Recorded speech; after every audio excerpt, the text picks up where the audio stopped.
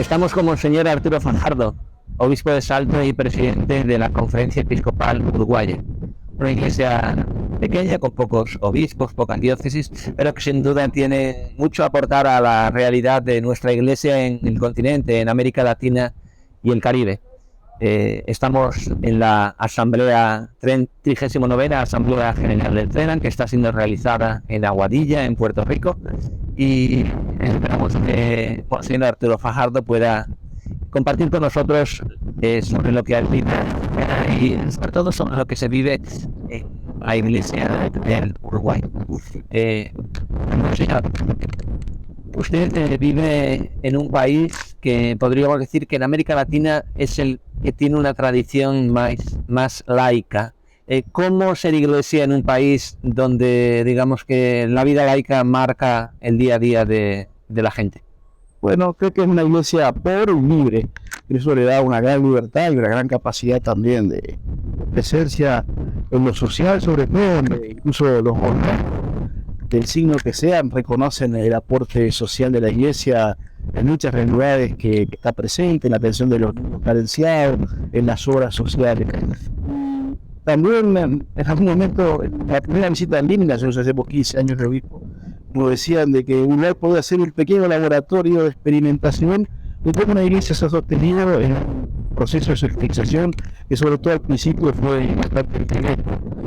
Muy tener una recuperación también con la sociedad en una, podríamos llamar, laicidad positiva. Creo que eso puede ser un pequeño aporte de una realidad que va creciendo en general en nuestros países.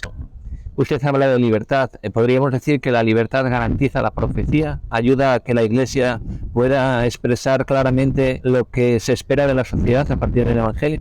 Creo que sí, es una iglesia, como te decía, pobre y libre, donde no tenemos ningún tipo de compromiso con el Estado ni con la política, porque de hecho generalmente está reducida a un espacio, quizás demasiado reducida a un espacio que es lo propio de la vida espiritual, con una presencia que, como te decía, también es valorada positivamente en el ámbito social, sobre todo por la atención a los más pobres, a la niñez abandonada, etcétera. Creo que hay una cantidad de proyectos que la iglesia gestiona y que se reconoce que los gestionan positivamente.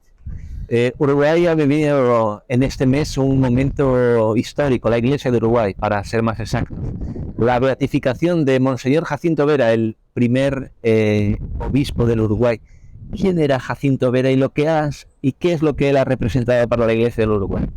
El catolicismo uruguayo es muy tardío, el primer obispo es de 1800, cuando quizás eso explica también el por qué nuestra iglesia es muy pequeña, es muy frágil, dependía desde Buenos Aires, y bueno, fue primero vicario apostólico y luego primer obispo de Uruguay.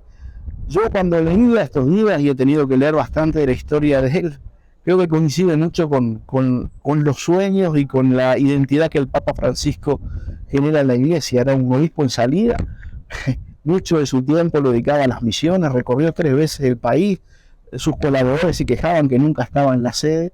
Un obispo que atendía a los pobres y estuvo cerca de los pobres de muchas formas, en la atención a los enfermos, en la atención a aquellos más carenciados. Alguien que en una sociedad fragmentada también en la época supo generar unidad. Las guerras civiles bien atendida, hizo el hospital de Catuanga en el sitio de Paysandú, que es un lugar de mi diócesis, para atender a los heridos de los dos bandos. Cuando estuvo que estar exiliado, porque el gobierno lo exilió y volvió, siempre su actitud fue la de generar vínculos, puentes y buscar entendimiento. Fue para nosotros, y la historiografía oficial de alguna forma la ha ignorado, hoy se recupera, el hombre más querido de fines del siglo XIX, un pastor admirado, querido, de una bonomía, un obispo gaucho, diríamos, un cura gaucho, de una familia muy humilde, de origen canario, pero que supo ganarse el afecto, el cariño de su pueblo, sobre todo a partir de esa pasión por el Evangelio. Y para un obispo uruguayo hoy, ¿qué supone esa figura y esas actitudes que tenía el primer obispo del país? Yo decía, quizás en esa línea también lo que pide el Papa Francisco hoy, que ese estilo apostólico de Jacinto nos ayude a retomar la pasión por el anuncio del Evangelio y sobre todo a los que más sufren, a los más pobres en nuestra sociedad, y anunciar la frescura del Evangelio. Creo que esa es el desafío que nos deja la figura de este pastor. una iglesia que forma parte del episcopado latinoamericano. ¿Cómo establecer puentes entre la iglesia uruguaya y el CELAM, o entre la iglesia uruguaya y la iglesia de América Latina y el Caribe? Creo que el CELAM es una realidad novedosa de América Latina. La realidad del CELAM se ha universalizado en el pontificado del Papa Francisco, sobre todo a partir de la parecida.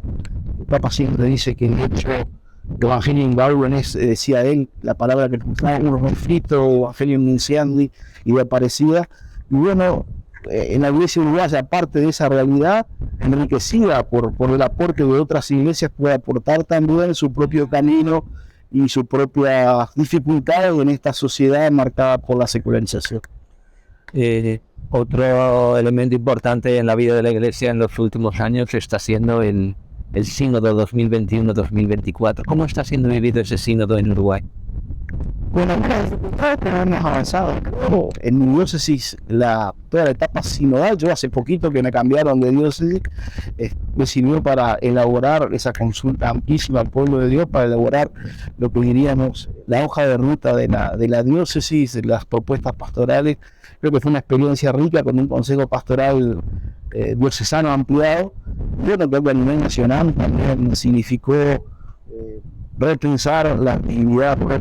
La iglesia, era una iglesia que además tiene mucha tradición con asamblea. Una diócesis que estaba la nueva de origen, mi primera diócesis, la segunda, siempre hubo espacios de asamblea diocesana, de asambleas parroquiales, donde, bueno, participaban laicos, religiosos, religiosas, presbíteros y también el obispo. Creo que era entrar a un camino que no era tan novedoso para nosotros.